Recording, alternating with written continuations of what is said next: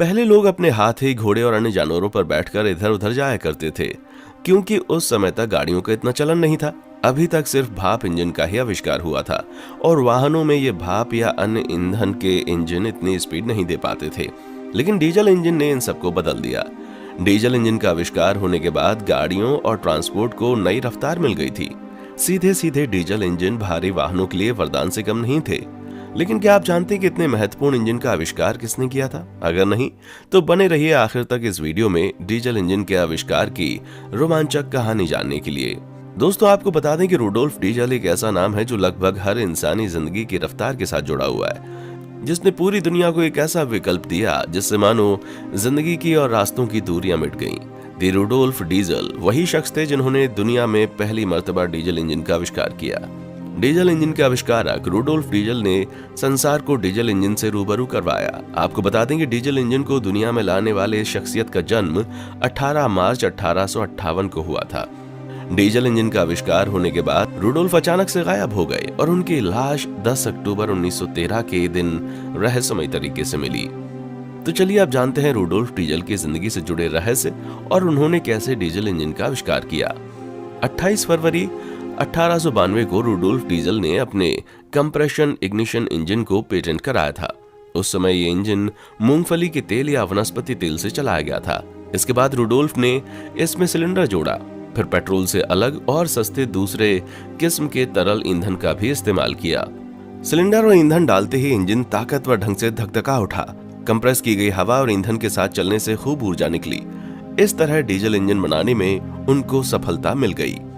Diesel engine होता क्या है?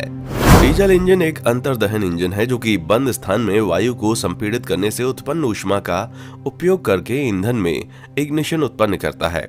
इस प्रकार ये स्पार्क ज्वलन इंजनों से अलग है, क्योंकि उसमें हवा और ईंधन के मिश्रण को ज्वलनशील करने के लिए स्पार्क प्लग का उपयोग किया जाता है। इस इंजन को संपीड़न ज्वलन इंजन कहते हैं। इंग्लिश में कहें तो कंप्रेशन इग्निशन इंजन।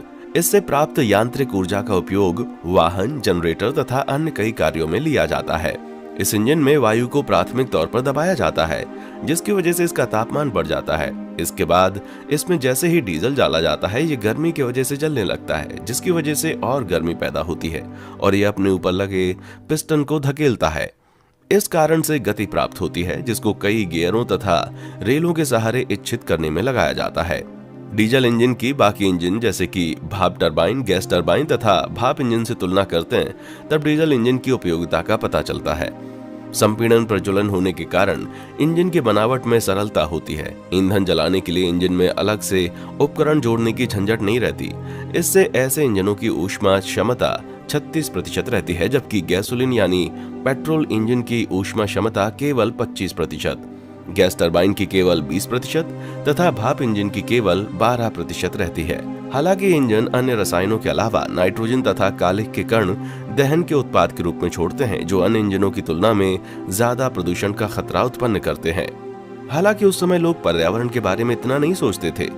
आपको बता दें कि उस समय भाप का इंजन बहुत चलता था, जो उस समय सबसे आधुनिक खोज थी। फिर भी रुडोल्फ ने अपने इंजन के आविष्कार के बाद भाप के इंजन को चुनौती दी थी। रुडोल्फ ने जोर देकर कहा था कि भाप के इंजन में 90% ऊर्जा बर्बाद होती है। रुडोल्फ डीजल का जीवन। रुडोल्फ डीजल का जन्म पेरिस में हुआ था। इनके माता पिता सन 1870 से इंग्लैंड में रहने लगे, लेकिन अपने बेटे को इन्होंने जर्मनी में ऑक्सफोर्ड और म्यूनिख के कॉलेजेस में पढ़ने भेजा। शिक्षा प्राप्त करने के बाद ये कुछ दिनों तक पेरिस में शीतक यंत्रों के कारखाने के मैनेजर रहे, किंतु फिर म्यूनिख लौट गए। डीजल इंजन के सफल आविष्कार के बाद रुडोल्फ के जीवन में बदलाव आया। विभिन्न कंपनियों ने उनसे संपर्क किया और उन्होंने रुडोल्फ को उनके इंजन के लिए कई ऑर्डर्स दिए, जिससे उनको काफी रकम मिली और वो करोड़पति बन गए। 17 सितंबर 1898 को उन्होंने जनरल डीजल इंजन के नाम से अपनी कंपनी शुरू की। उन्हें पूरा भरोसा था कि उनकी कंपनी बहुत तेज ग्रोथ करेगी, इसीलिए उन्होंने उसमें बहुत भारी मात्रा में निवेश किया। कंपनी सफल हो गई, लेकिन उसके स्वास्थ्य में गिरावट शुरू हो गई। वो तीव्र सिरदर्द से पीड़ित हो गए और डॉक्टर्स ने उनको आराम करने की सलाह दी।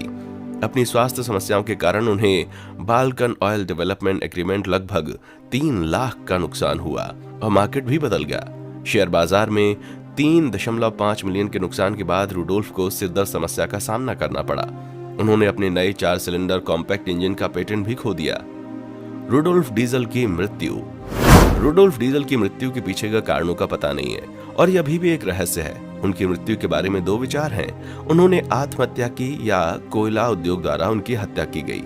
29 सितंबर 1913 को वो लापता हो गए थे। उनका शव कई दिनों के बाद मिला था। उनके शरीर को जब बाहर निकाला गया तब वो पहचानने लायक नहीं था। उनके बेटे यूजेन ने मृत शरीर से प्राप्त वस्तुओं के माध्यम से अपने पिता के शरीर की पहचान की। इस तरह सदी के एक महान वैज्ञानिक का अंत हो गया।